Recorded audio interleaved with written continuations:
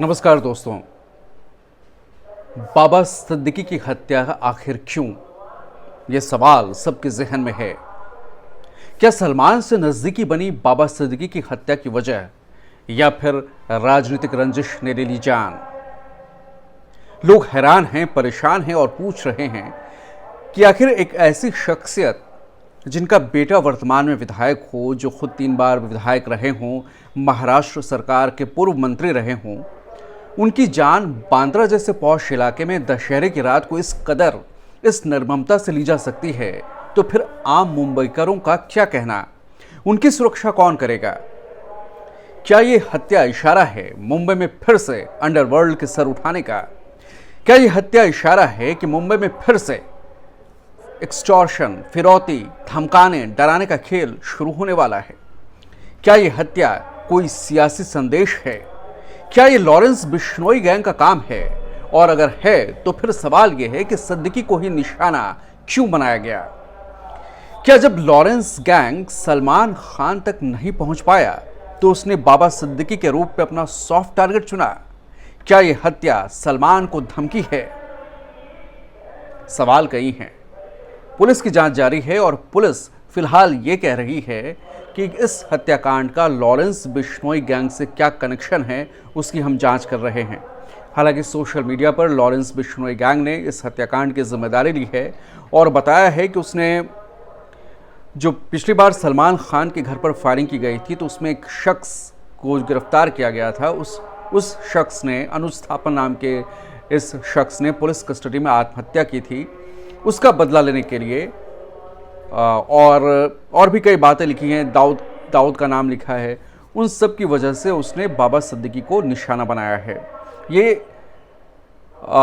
Social media पर एक चिट्ठी के जरिए बिश्नोई गैंग की तरफ से ये बातें कही गई। हालांकि पुलिस इससे पुख्ता अभी तक पुलिस ने नहीं किया है और वो उसकी जांच की बात कह रही है।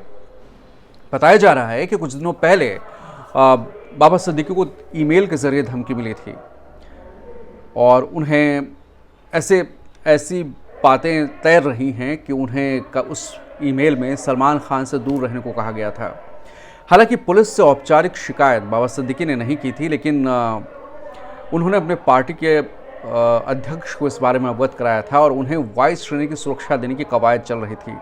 पुलिस ने भी अपने इस प्रेस कॉन्फ्रेंस में कहा है कि बाबा सिद्दीकी को किसी कैटेगरी की सुरक्षा तो नहीं थी, लेकिन उनके पास 3 पुलिसकर्मी थे जो उनकी सुरक्षा में तैनात थे। हालांकि जिस वक्त यह हत्याकांड हुआ उस वक्त सिर्फ बताया जा रहा है कि सिर्फ एक पुलिस का जवान उनके पास मौजूद था और उन्हें 3 अपराधियों ने बड़े करीब से आकर गोली मारी। पुलिस इस पूरे मामले में जांच की बात कह रही है, लेकिन मायानगरी में सनसनी है क्योंकि बाबा सिद्दीकी वो नाम हैं जो राजनीति से लेकर बॉलीवुड तक उनकी अच्छी पैठ थी। उनकी इफ्तार पार्टी के तो चर्चे थे। बड़े बड़े राजनीतिज्ञों से लेकर सिनेमा इंडस्ट्री के तमाम दिग्गज उनकी इफ्तार में शामिल होते थे। कुछ सालों पहले जब सलमान खान और शाहरुख खान के बीच मनमुटाव चल रहा था तो बाबा सिद्दीकी की ही इफ्तार पार्टी में दोनों एक दूसरे से गले मिले थे और उस वक्त इसकी बड़ी चर्चा हुई थी कि बाबा सिद्दीकी के मंच पर ही, बाबा सिद्दीकी की इफ्तार पार्टी में ही सलमान और शाहरुख एक साथ आए, दोनों का परिवार साथ आया, सलमान शाहरुख गले मिले और उनके बीच की दूरियां कम हुई। तो इस हत्याकांड ने मुंबई को सन्न कर दिया है और सत्ताधारी दल बेचैन है कि आखिर उसके नेता की हत्या हो गई और विपक्ष है कि उसने सरकार पर, कानून व्यवस्था पर एक के बाद एक सवाल उठाने शुरू कर दिए हैं। विपक्ष के तमाम बड़े नेता, चाहे राहुल गांधी हों या कांग्रेस अध्यक्ष मल्लिकार्जुन खड़गे हों, शिवसेना यूबीटी के उद्धव ठाकरे हों, संजय राउत हों, शरद पवार हों, सब ने एक सुर से कानून व्यवस्था को लेकर शिंदे सरकार को जमकर घेरा है और कहा है कि महाराष्ट्र में कानून व्यवस्था बिल्कुल ख़त्म हो चुकी है और गृह मंत्री जो है महाराष्ट्र के और डिप्टी सीएम देवेंद्र फडणवीस को तत्काल इस बात की जिम्मेदारी लेते हुए अपने पद से इस्तीफा दे देना चाहिए। जाहिर है ये होना है क्योंकि महाराष्ट्र में चुनाव होने हैं और चुनाव से ऐन पहले इस बड़े हत्याकांड ने सबको झकझोर दिया है। हर कोई सदमे में है और हर किसी की नज़रों में सवाल है। जब सलमान खान को इस गोलीकांड के बारे में, हत्याकांड के बारे में खबर मिली, उस वक्त वो बिग बॉस की शूटिंग कर रहे थे। सलमान देर रात शूटिंग छोड़कर बांद्रा पहुंचे, लीलावती अस्पताल पहुंचे, संजय दत्त पहुंचे। डॉक्टरों ने भरसक कोशिश की कि बाबा सिद्दीकी को बचाया जा सके, लेकिन इसमें वो कामयाब नहीं हो पाए। सलमान अगले दिन भी जब उन्हें उनके अंतिम क्रिया के लिए जब पोस्टमार्टम के बाद बॉडी घर आई, तब भी सलमान उनके परिवार के पास पहुंचे, उन्हें सांत्वना दी। राजनीतिक दिग्गज उनके घर पहुंचे, पूरे राजकीय सम्मान के साथ बाबा सिद्दीकी को उन्हें दफनाया गया, उन्हें सुपुर्द खाक किया गया। डिप्टी सीएम अजीत पवार भी वहाँ मौजूद थे, एनसीपी के अजीत पवार गुट के तमाम नेता वहाँ मौजूद थे। जीशान सिद्दीकी जो बाबा सिद्दीकी के बेटे हैं, वो फूट फूट कर रो रहे थे और उन्हें यकीन नहीं हो रहा था कि एक झटके में नियति ने उनसे उनके पिता को छीन लिया है। जाहिर है ये घटना बड़ी घटना है।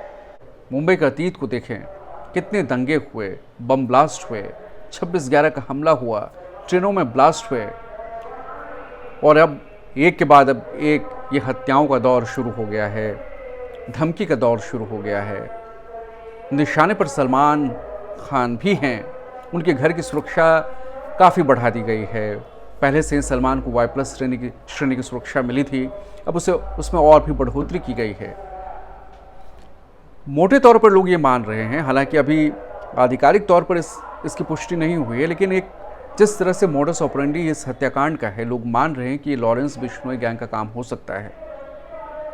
जिस तरीके से नाबालिगों का या कम उम्र के लोगों का और ऐसे लोगों को चुना गया जिनका कोई आपराधिक रिकॉर्ड ना रहा हो, जैसा सिद्धू मूसेवाला के कांड में रहा, जैसा एक और हिंदूवादी नेता की हत्या में रहा, जैसा ये अतीक और अशरफ की हत्या में किया गया, ऐसे ही नौजवानों को सामने रखकर यह हत्याकांड करवाई गई है और एक सुपारी किलिंग है। और इस हत्याकांड ने अब प्रशासन को, मुंबई पुलिस को, सरकार को बैकफुट पर ला दिया है। बाबा सिद्दीकी की बात करें तो बाबा सिद्दीकी मूलतः बिहार के रहने वाले हैं।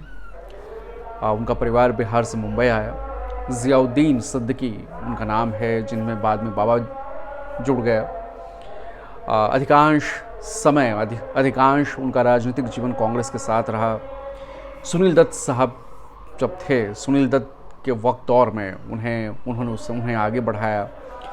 करीब 48 सालों तक या 4 दशकों तक वो कांग्रेस के साथ रहे। कॉरपोरेटर से लेकर विधायक से लेकर मंत्री तक बने और अब उनका बेटा कांग्रेस से ही विधायक है। यह हत्याकांड कई सवाल खड़े कर रही है और अगर ये लॉरेंस बिश्नोई गैंग का काम है, अगर है, क्योंकि पुलिस ने अभी तक आधिकारिक तौर पर पुष्टि नहीं की है, जांच की बात कह रही है, तो सवाल ये भी उठते हैं कि अगर साबरमती जेल में बैठकर लॉरेंस किस तरह से एक के बाद एक हत्याकांड को अंजाम दे रहा है, ये खतरनाक संकेत है और सरकार को इस पर कड़ी से कड़ी कार्रवाई करनी चाहिए।